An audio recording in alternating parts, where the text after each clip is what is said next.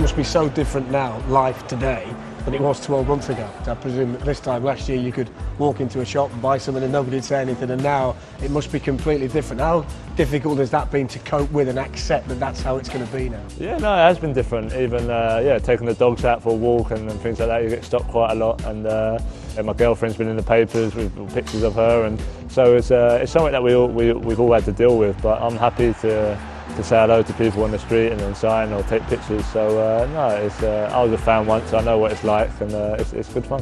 When you got into the Tottenham side last season, did it even surprise you a little bit how quickly it worked for you and the role that you got on so quickly?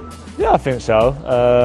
I worked so hard to get into that starting 11. Obviously I was playing Europa League and just working my way, doing well in training, just waiting for the chance in the Premier League, and I got a couple of goals, and the confidence really just went sky high, and things started falling for me, and I was, before I knew it, I was on 10, 15 goals, and it was all happening so quick. I just kind of rid the wave, to be honest. How difficult is it for a player, particularly a striker, to do it season 2?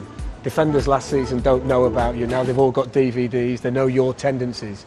How difficult is it year 2 to go again, and what have you done over the course of the summer to make sure that you come back stronger and can go again? Yeah, it's going to be tough. Obviously, people are going to be more aware, and they're going to be trying to stop you. And to be a top player, you have to deal with that. If you want to score 20 goals year in, year out, or 30 goals year in, year out, you have to be able to cope with that. And I've worked hard.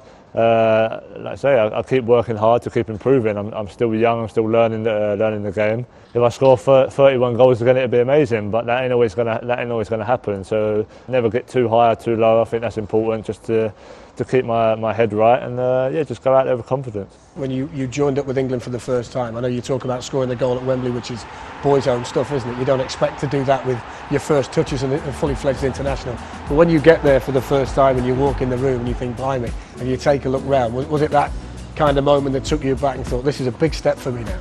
Yeah, it was, like I say, when you meet up with the team and you all shake hands and you're all at dinner or lunch together, and then you go out to train for the first time, you realise that you're in amongst it. You're in, like I say, the top crop of the whole nation, and you're playing with some world-class players. And I embraced it well. I trained hard because I wanted to play. I didn't want to go there and just be on the bench. I wanted to go there and try and play. And the training was a very high standard, probably the highest I've been involved in. And that's a very proud moment for myself, and to be able to score as well on my debut at Wembley was just a magical feeling, and I'd say it's stuff I dreamed of when I was a kid. The aim is to try and get in the squad for the 2016 Euros and try and get a starting place as well. It's interesting because there's a big debate over the course of the summer before the Under-21 tournament as to whether full internationals should go and play in that competition. You were happy to embrace that and do it.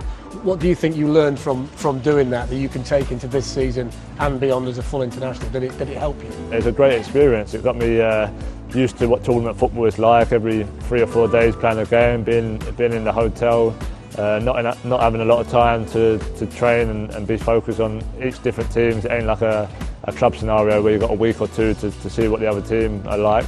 It's probably 3 or 4 days. So that was great for me, and hopefully I can use that for international experience along the way. And obviously, if I'm picked for the 2016 Euros, it'd be great for that as well. It's a great opportunity, isn't it, for you, and a big season therefore as well. With that at the end of the season, it's obviously something that you're clearly focused on at this stage. There's going to be competition from a lot of top strikers. You've got obviously Daniel Sturridge, Welbeck, Rooney, a lot of top strikers that are coming and doing well. So it's about fighting for a place for them, trying to do as well as you can for your clubs, and then taking that into the national side, and that's the aim. There seems a good feeling around the national side as well. I mean, results breed confidence and happiness within a squad. It looks as though you as an international squad are in a good place at the moment. No, we really are, but like you said, it's about doing it in tournament football as well. Hopefully we should be qualified. Then it's about taking that into the big stage and under the pressure against the big teams, and that's probably what we struggled with in the recent years. But we've got a great bond and a great togetherness every time we meet up. So we're full of confidence. But like I said, it's just about taking that into the big stage against the big teams.